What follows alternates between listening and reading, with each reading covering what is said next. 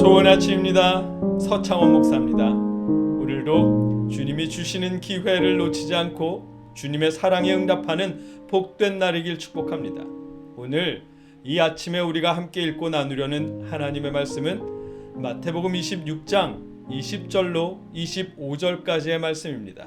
제가 읽어드리겠습니다.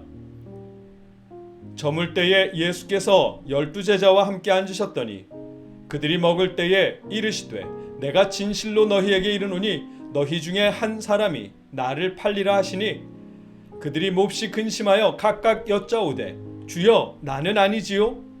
대답하여 이르시되 나와 함께 그릇에 손을 넣는 그가 나를 팔리라. 인자는 자기에 대하여 기록된 대로 가거니와 인자를 파는 그 사람에게는 화가 있으리로다. 그 사람은 차라리 태어나지 아니하였더라면 제게 좋을 뻔하였느니라. 예수를 파는 유다가 대답하여 이르되 랍비여 나는 아니지요? 대답하시되 내가 말하였도다 하시니라. 아멘. 오늘 본문에서는 가룟 유다를 향한 사랑으로 그에게 여러 번의 기회를 주시는 예수님의 모습을 발견하게 됩니다. 말씀을 자세히 살펴보겠습니다. 예수님은 제자들과 함께 유월절 식사를 나누고 계십니다. 예수님은 음식을 드시다 말고 뜬금없이 제자들 중에 한 사람이 예수님을 팔아넘길 것이라는 폭탄 선언을 하십니다. 그것도 내가 진실로 너희에게 이르노니 라며 강조해서 말씀하십니다. 일반적으로 유월절에는 왜 유월절 음식을 먹어야 하는지 질문을 주고받습니다. 왜 양고기를 먹어야 하는지, 쓴 나물과 무교병을 먹는 이유는 무엇인지를 묻고 대답해야 합니다. 오랜 세월이 지났음에도 유월절을 지내는 이유가 무엇인지, 대를 이어 끊이지 않고 기억해야 하는 이유가 무엇인지 그 사실을 나누어야 합니다. 그것이 유월절에서 가장 중요한 문제이기 때문입니다. 그런 자리였기에 누군가 예수님을 팔 것이라는 예수님의 말씀은 제자들을 긴장시키기에 충분한 말씀이었습니다. 제자들은 걱정스럽게 주여 나는 아니지요 라며 제각각 묻습니다. 모두들 예수님을 향해 랍비어가 아니라 주여 라고 부르며 나는 아니지요 라고 묻습니다. 그런데 그걸 왜 예수님께 물을까요? 자신들의 마음인데 자신들조차 모른다는 의미인가요?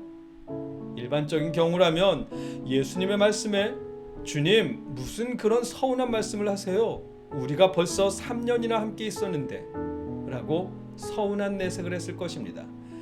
헌데 제자들은 주님 나는 아니겠지요? 라고 묻습니다. 마치 계속해서 예수님을 따라다닐지 이만 떠날지 고민하고 있던 중은 아니었을까 싶은 그런 생각이 드는 답변입니다. 제자들의 질문을 통해 보면 사실 충성과 배반은 종이 한 장 차이고 한순간일 뿐입니다. 그 사실을 느끼게 됩니다. 예수님은 제자들의 질문에 나와 함께 그릇에 손을 넣는 그 사람이 나를 팔 것이다 라고 말씀하십니다. 예수님과 동시에 손을 넣었다거나 그 누군가를 지칭하기 위한 말씀은 아닙니다. 다만 예수님이 드시는 음식을 지금 함께 나눠 먹고 있는 친밀한 관계의 그 사람이라는 의미입니다. 처음 21절에서 내가 진실로 너희에게 이르노니 너희 중에 한 사람이 나를 팔리라는 그 말씀과 같은 의미의 말씀입니다.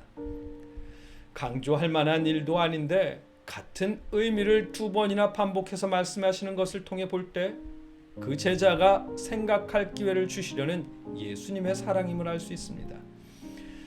예수님의 십자가를 향한 길은 예수님께서 보내심을 받을 때 이미 정해진 길입니다. 그렇기에 이 제자가 예수님을 팔지 않더라도 누군가에 의해서 예수님은 팔리셨을 것입니다. 예수님은 결국 십자가를 향한 그 길을 가셨을 것입니다. 인자는 자기에 대하여 기록된 대로 가거니와 인자를 파는 그 사람에게는 화가 있으리로다. 그 사람은 차라리 태어나지 아니하였더라면 제게 좋을 뻔하였느니라. 아멘. 예수님은 그 제자가 아니더라도 정해진 길을 가시겠지만 예수님을 팔아넘기게 될 그 제자는 아닙니다. 반드시 그가 아니었더라도 괜찮은 일입니다. 돌이킬 기회가 있다는 의미입니다. 그럼에도 돌이키지 않는다면 차라리 태어나지 않는 것이 더 좋을 법한 그런 일을 저지르게 될 것입니다. 예수님은 그 사실을 말씀하시면서 그 제자가 마음을 돌이킬 기회를 주시는 것입니다. 태어나지 않는 것이 더 좋을 뻔했다는 무서운 예수님의 말씀을 듣고서 유다 자신이 하려는 일이 자신에게 어떤 영향을 미칠지 깨달아 돌이킬 기회를 주시는 것입니다. 예수님의 말씀을 듣고 가룟 유다도 예수님께 묻습니다. 랍비요, 나는 아니지요? 아멘. 예수님을 랍비라고 부르며 질문을 드립니다. 다른 제자들처럼 주여라고 부르는 것이 아니라 예수님의 적대자들이 예수님을 부르던 그 호칭 그대로 랍비여라며 부릅니다.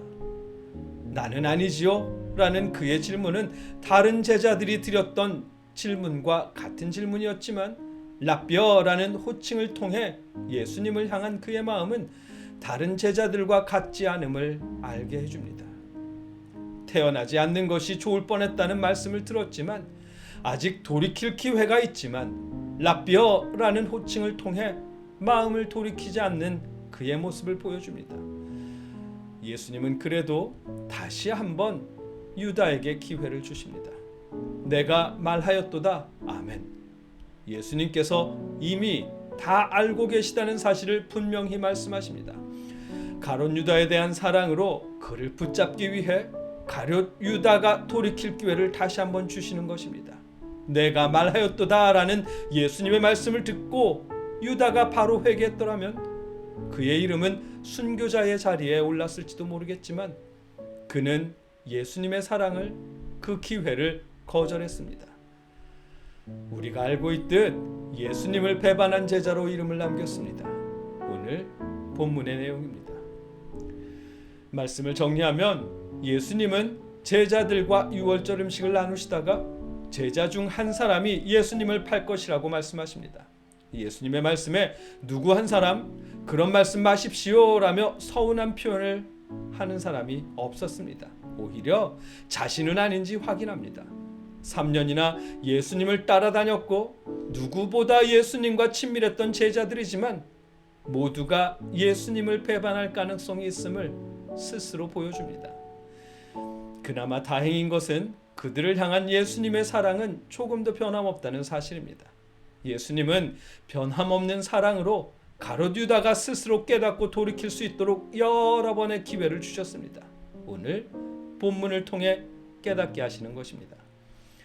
이 말씀을 우리에게 적용해도 마찬가지입니다. 3년간 예수님과 함께 생활한 제자들도 예수님을 향한 충성을 확신하지 못하는데 우리라고 다르지 않겠지요? 충성에서 배반으로 돌아서는 것은 한순간입니다. 우리가 늘 신앙에 민감해야 할 이유입니다. 혹여 우리가 예수님을 떠나는 순간이 오더라도 우리를 향한 주님의 사랑은 변함없음을 기억하십시오. 변함없는 그 사랑으로 우리가 돌이킬 기회를 주실 것입니다. 그 기회가 너무 직설적이어서 마음이 아프더라도 자존심이 상하더라도 주님께 돌이키십시오. 그 기회는 여러분을 향한 주님의 사랑입니다. 여러분과 제가 주님께서 주시는 기회를 느꼈을 때 그 기회를 잡을 수 있기를, 사랑에 응답하며 돌이켜 회개할 수 있기를 주님의 이름으로 축복합니다. 함께 기도하겠습니다.